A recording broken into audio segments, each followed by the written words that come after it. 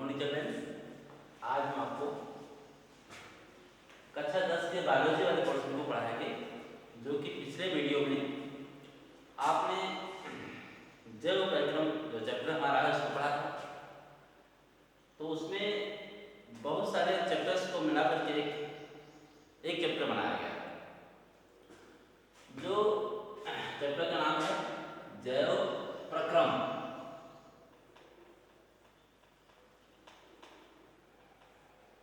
इसमें हमने बताया था पिछले वीडियो में आपको कि कई सारे पार्ट जैसे digestion, excretion, muscular system, skeletal system, जो कि मैं एंट्री करके आपको एक सूची के हिसाब से पिछले वीडियो में बताया।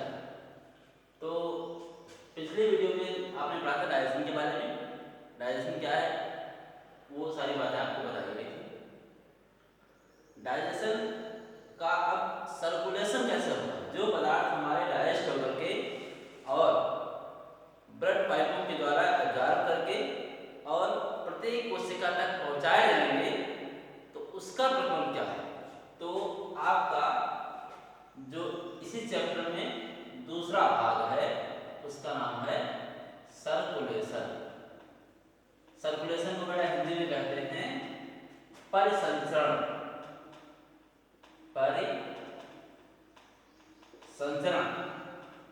परिसंचरण का मतलब है कि पूरी बॉडी में एक परिधि के रूप में किसी भी पदार्थ का सर्कुलेशन करना। रुधिर, तो ये पार्ट जो है परिसंचरण, इसमें कई सारे पार्ट्स आते हैं हमारा। तो पहला हमारा जो अंग है वो है हार्ट।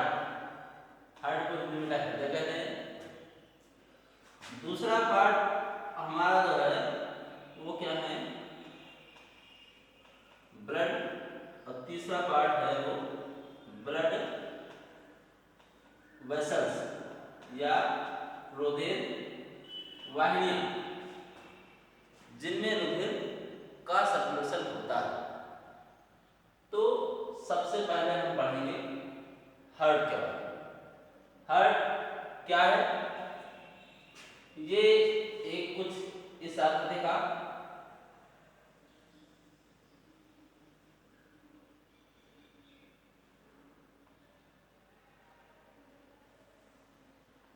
एक मायोधनिक अंग, क्योंकि आपने पढ़ा था पहले।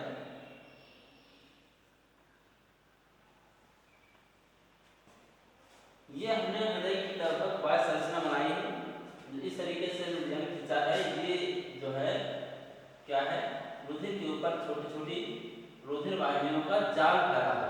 जो रुधिर एक अंग है और प्रत्येक अंग को रुधिर जो है केशिकाओं के द्वारा पर्याप्त ऊर्जा देने के लिए उसमें क्या होती है, उसकी सप्लाई होती है हर अंग में। भले ही ये अंग जो है हमारा रुधिर की सप्लाई पूरी बॉडी में देता हो, लेकिन हार्ट भी एक अंग है, इसलिए जो है तो इसमें इसको भी रुधिर की जो है जरूरत है। तो हार्ट एक प्रकार का मायोजेनिक ऑर्गन है, जो एक पंप की तरह काम करता है। और ये कहाँ, थोरैसिक एरिया, वक्ष भाग में, स्टर्नम बोन के जस्ट पीछे, लगभग बाएं तरफ, इसका भाग कुछ ज्यादा होता है, बाएं तरफ स्थित होता है। और इसके ऊपर एक कैविटी बनी होती है, जिसे हम कहते हैं, एक कैविटी होती है और उसी कैविटी के अंदर एक द्रव भरा रहता है। और ये द्रव जो होता है तो हार्ट को बाह्य आघातों, एक्सटर्नल टक्सेस से होने से बचाता है। तो अभी इतना है, आप देखेंगे इसमें 10th लेवल जो है क्लास के लेवल से। तो ये हार्ट है। हार्ट में क्या है, जैसे तक हमने ये पाइपें बनाई हैं, ये मोटी सी पाइपें हैं जिनको हम धमनी के रूप में जानते हैं। और शिराएं जो होती हैं, देखा होगा आपने अब डायग्राम में, ग्राफ में, इस तरीके से एक नीचे खींचा होता है, इसे हम कहते हैं वेना कावा। वेना कावा का मतलब होता है महाशिरा, और ये इस तरीके से ऊपर से लगी है, तो ये ऊपर की तरफ है, इसलिए इसको कहते हैं superior vena cava, superior vena cava.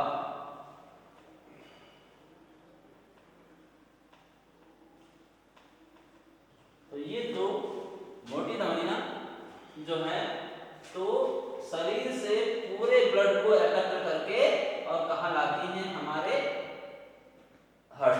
Heart में क्या होता है, जितने भी हमारे जो मैमल्स हैं स्तनधारी, इन सभी में हार्ट में 4 चैम्बर होते हैं, जिन्हें ऊपर वाले भागों में इन दो भागों इन्हें हम कहते हैं आर्किल, आर्किल या अलेन, और निचले वाले दोनों भागों को हम वेंट्रिकल या निलय कहते हैं, आर्किल और वेंट्रिकल। अगर इसको डायग्राम ऐसे बना है, लेकिन इसको हम देखेंगे इस तरह से, तो मतलब डायग्राम में जो लिखेंगे वो थोड़ा सा क्या होगा, हमारे देखने के हिसाब से उल्टा रहेगा। ये हमारा राइट हैंड है तो ऐसे लिखेंगे, इधर ये है हमारा राइट पार्ट और ये वाला लेफ्ट पार्ट। अब ऊपर का हिस्सा तो राइट आर्किल, नीचे का हिस्सा है तो राइट वर्टिकल से साथ में हम आरे और आदि कह सकते हैं। इधर का तो ये लेफ्ट हो गया, तो लेफ्ट आर्किल और लेफ्ट वर्टिकल। इस तरीके से हार्ट में 4 चैम्बर हैं, जो एक क्या है, मायोजेनिक। मायोजेनिक मतलब ये है कि हमारे हृदय को चलाने के लिए क्या होती हैं, पेशियां, और उन पेशियों को हम हृदय पेशियां भी कहते हैं। आपने पेशियों के बारे में पढ़ा होगा, तो उस पेशियों में से पेशियां होती हैं 3 प्रकार की, वॉलंटरी, इनवॉलंटरी और हार्ट मसल्स। तो हार्ट मसल्स जो होती हैं तो उनका काम होता है हृदय की धड़कन को मेंटेन करना। धड़कन की शुरुआत कहाँ से होती है, देखेंगे कि ये जहां पर सुपीरियर वेना कावा आकर के आरवी मतलब राइट आर्किल में खुलती है, वहीं पर एक छोटा सा निशान बनता है जिसे हम ऐसे नोड, साइनो एट्रियल नोड कहते हैं। इसको हम साथ में ले सकते हैं यस ए और नोड, साइनो एट्रियल नोड। इस नोड को पेसमेकर के नाम से भी जाना जाता है। पेसमेकर वह एक भाग है राइट आर्किल का जहां से पंप होना शुरू होता है, दबाव शुरू होता है। फिर दबाव होता है तो इससे क्या होगा कि दबाव से जो खून होगा वो राइट आरए से, और आरए से किसमें आएगा, आर बी में आ जाएगा। आर आरबी से क्या होगा, फिर इस तरीके से पाइपें निकलेंगी, ऐसे ऐसे, आपने देखा होगा ऐसे ऐसे। तो ये ब्लडों को कहाँ भेजेगी, फेफड़ों। फेफड़ों में गैसों की शुद्धता की जाती है। फेफड़े क्या है हमारे, एक प्रकार से श्वसन अंग, जिनमें एयर को हम एयर सैक में भर लेते हैं, और उन्हीं एयर सैक के ऊपर हमारी छोटी छोटी ब्लड कैपिलरी रुधिर केशिकाएं जो होती हैं वो क्या होंगी, उनके ऊपर लिपटी रहती हैं। कहाँ पर, फेफड़ों की छोटी इकाई कूपिकाओं, और कूपिकाएं जो होंगी तो उन्हीं में गैसों का एक्सचेंज हो जाएगा। आपने पिछली कक्षा में पढ़ा होगा कि हम श्वसन क्रिया में कौन सी गैस लेते हैं, ऑक्सीजन। तो ऑक्सीजन गैसें तो हम सब लेते हैं, लेकिन उसमें से केवल ऑक्सीजन गैस को ही क्या होता है कि रुधिर में जब भी बढ़ेगा कि रुधिर में जो हमारा हीमोग्लोबिन होता है वो केवल ऑक्सीजन गैस को ही अपने साथ जोड़ता है, और बाकी किसी के साथ में उसकी बद्धता और कनेक्टिविटी नहीं होती। तो अब फेफड़ों में ऑक्सीजन ले लेगा ब्लड हमारा, और फिर से कहाँ जाएगा, फिर से हट के इस तरह भाग में हो रहा है और लेफ्ट अर्किल से क्या होगा, लेफ्ट वेंट्रिकल में फिर से ब्लड आ जाएगा और यहाँ से इसको क्या करेंगे, फिर से पूरी बॉडी में सर्वाइव कर देंगे। तो आप यहाँ पर देख रहे हैं कि एक बार उधर हमारे ब्लड हमारा है वो हार्ट में आता है और फिर अंगों को जाता है, फिर वापस हार्ट में आता है और फिर इस वाले भाग से उनसे लेफ्ट वेंट्रिकल से फिर से हम ब्लड की सप्लाई को पूरे शरीर में करते हैं। तो इस तरीके से एक बार खून आता है, फिर जाता है, फिर आता है और फिर जाता है। तो इसी की वजह से हम बड़े स्तनधारियों में दोहरा प्रसंचरण तंत्र पाया जाता है, जिसे इंग्लिश में कहते हैं डबल सर्कुलेटरी सिस्टम। देखो थोड़ी सी और देखिए, इसमें क्या होता है कि जब हमारा ब्लड RA से RB में आता है तो वो दबाव यहाँ भी पड़ेगा, दबाव से पुनः वापस ना हो जाए किसमें, RA में। तो इसलिए यहाँ पर इसमें क्या होते हैं, कपाट। तो कपाटों की संख्या इसमें होती है 3 और इसमें होती है 2। मतलब LA और LB के बीच में 2 कपाट को इंग्लिश में हम कस्पिड कहते हैं, और RA और RB के बीच में 3 कस्पिड होते हैं। तो मतलब यहाँ से कह सकते हैं हम 3 कस्पिड वाल्व और बाई कस्पिड वाल्व। बायोलॉजी में 2 को अक्सर हम बाई या डाई के नाम से कहते हैं, ठीक है। तो ये हमारा रहा हार्ट। अब देखेंगे ब्लड के बारे में। क्या ब्लड एक प्रकार का क्या है, तरल संयोजी ऊतक है, इसे इंग्लिश में कहते हैं जो है कनेक्टिव टिश्यू। तो ये जो है ब्लड में मुख्य रूप से 2 भाग होते हैं। पहला भाग तो हो गया आपका सॉलिड पार्ट और दूसरा हो गया प्लाज्मा।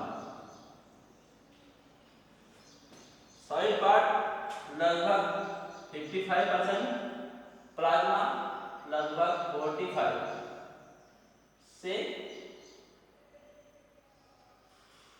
50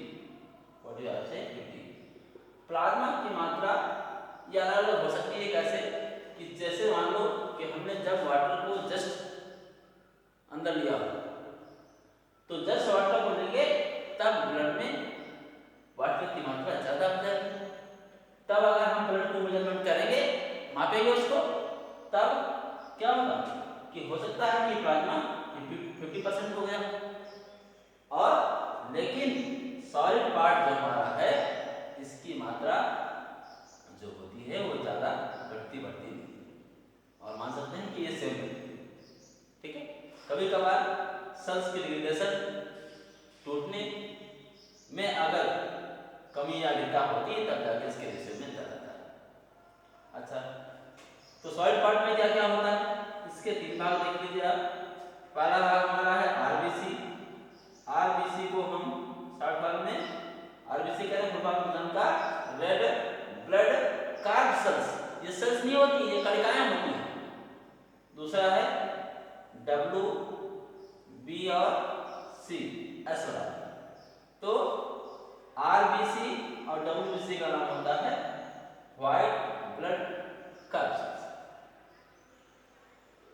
और तीसरा पार्ट इसका जो है वो है ब्लड प्लेटलेट्स। ये जो है एंटीबॉडीज के निर्माण में काम करते हैं। आरबीसी का एक दूसरा नाम भी होता है, इसको हम एरिथ्रोसाइट्स के नाम जानते हैं, एरिथ्रोसाइट्स के नाम जानते हैं। और WBC को हम ल्यूकोसाइट कहते हैं। तो आरबीसी का काम क्या होता है, आरबीसी जो है इनका मुख्य काम है कि ऑक्सीजन को कैरी करके प्रत्येक कोशिका तक पहुंचाना। अगर आरबीसी में हीमोग्लोबिन की मात्रा कम हो जाएगी तो ऑक्सीजन कैरिंग पावर क्या हो जाएगी, लो हो जाएगी। तो जब आरबीसी कम हो जाती है तो कुछ डिसऑर्डर भी हमारे में हो जाते हैं, जैसे आपने सुना होगा एनीमिया। हीमोग्लोबिन का एक डिसऑर्डर, हीमोग्लोबिन अगर कम हो जाएगा तो एनीमिया हो जाएगा, इसे हिंदी में हम हड़ताल क्या कहते हैं। WBC, WBC को हम क्या कहते हैं, ल्यूकोसाइट। इनके 5 प्रकार होते हैं। छोटा सा फॉर्मूला है, नेवर लाइक बनाना ईट और मंकीज, मतलब न्यूट्रोफिल्स, लिम्फोसाइट, बेसोफिल, इओसिनोफिल और मोनोसाइट। तो ये 5 प्रकार की सेल्स होती हैं, ये WBC के अंतर्गत आती है। ज्यादा डिटेल के लिए आप अपने बुक में भी देख सकते हैं और हमने आपको शॉर्ट फॉर्म में दे दिया इसमें। तो ये 5 प्रकार की होती हैं, इनके नाम ऐसा याद कर सकते हैं, never like banana eat monkeys, neutrophils, lymphocyte, basophil, eosinophil और मोनोसाइट। तो इसमें से इनका सबका काम होता है, केवल का है ये जो है एंटीबॉडीज का प्रोडक्शन करती है, जिनमें इनकी कमी हो जाती है या अधिकता हो जाती है तो क्या हो जाते हैं, डिसऑर्डर हो जाते हैं। जैसे आपने रोग का नाम सुना होगा इसिनोफिलिया, तो क्या होगा कि अगर इओसिनोफिल सेल्स की संख्या बढ़ जाएगी तो हमको रोग कौन सा हो जाएगा, इसिनोफिलिया।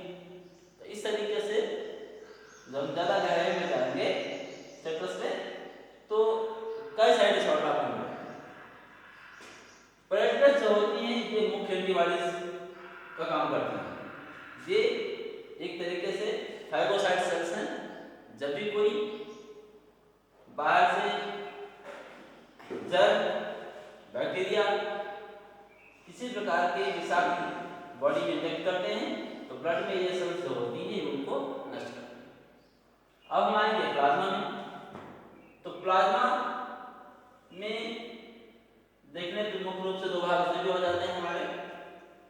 पहला ये है कि इसके 2 भाग कर लीजिए, इसमें से 90% तो वाटर हो जाता है और 10% जो हमारा भाग होता है ये हमारा हो गया वाटर, और 10% में अन्य पदार्थ जो हैं उनके नाम हैं, जैसे मैंने लिख दिया इसमें प्रोटीन होती है।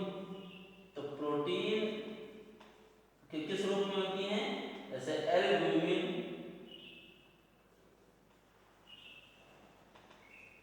ग्लोब्यूलिन और प्रोथ्रोम्बिन, ये सारे क्या हैं, प्रोटीन। फिर क्या होगा, जब डाइजेशन में हमने जो भी पदार्थ दिए थे जैसे करके अपनी बॉडी में, वो सारे पदार्थ क्या होंगे, डाइजेस्ट होंगे। डाइजेस्ट होने के बाद में मैंने जैसे हमने लिया क्या, कार्बोहाइड्रेट। तो कार्बोहाइड्रेट की यूनिट क्या है, ग्लूकोज। वो ग्लूकोज जो होगा वो इसी वाटर में डिजॉल्व रहेगा और इस वाले पार्ट में आ जाएगा। तो क्या होगा, ग्लूकोज। ग्लूकोज जो होगा वो भी मिलेगा इसमें प्लाज्मा में। अमीनो एसिड मिलेंगे जो कि क्या है, प्रोटीन के सिंथेसिस में मुख्य भूमिका निभाएंगे, क्योंकि अमीनो अम्लों के ही संयोजन से प्रोटीन का निर्माण होता है। और प्रोटीन एक ऐसा पदार्थ है जो किसी भी एनिमल या प्लांट के बॉडी स्ट्रक्चर का बेसिक मटेरियल है। तो ये है glucose, amino acid, protein, minerals,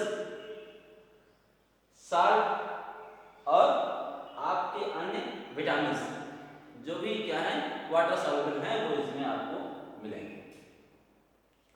ये सारी चीजें जो हैं ब्लड के साथ में जो है रही। अब अगला भाग आपका है ब्लड वेसल्स। तो ब्लड वेसल्स का मेन रोल है कि ये ब्लड को अपने अंदर क्या करती हैं, कैरी करके ले जाती है। तो कैरी करके प्रत्येक सेल के पास ले जाती है। जैसे आपने कक्षा 9 की क्लास में पढ़ा होगा कोशिका के बारे में। तो कोशिका क्या है, कोशिका is the functional and structural unit of our body. तो इस प्रकार से कोशिका है और उस कोशिका के पास से ऐसे बहुत ही पतली सी खून की पाइप निकलेगी जिसको हम केशिका के नाम से जानते हैं। तो इनके मुख्य रूप से 2 प्रकार, वो है पहला तो आर्टरी और दूसरा है वेन। आर्टरी वह होती है जो हृदय से रुधिर को अंगों तक ले जाती है और वेन का काम होता है कि ये अंगों से रुधिर को कलेक्ट करती हैं और कलेक्ट करने के बाद में हार्ट में डालती हैं। हालांकि हार्ट में एक अंग है, लेकिन कैसा अंग है? पंपिंग ऑर्गन है जो ब्लड को पंप करता है। तो वे पहले आर्टरी क्या होंगी? आर्टरी जो होंगी तो बनेगी आर्ट्रियोल में, और आर्ट्रियोल से क्या बनेगी? वेन। वेन से क्या बनेगी? वेन्यूल, और वेन्यूल फिर से जो है कलेक्ट होकर के और ये जो है सुपीरियर और इंफीरियर वेना कावा के रूप में ब्लड को फिर से क्या करेगी? हार्ट में ले आएगी। तो इनका बस काम यही है कि जो भी ब्लड हमारे बॉडी में सर्वाइव कर रहा है उसको कैरी करके प्रत्येक सेल तक पहुंचाना।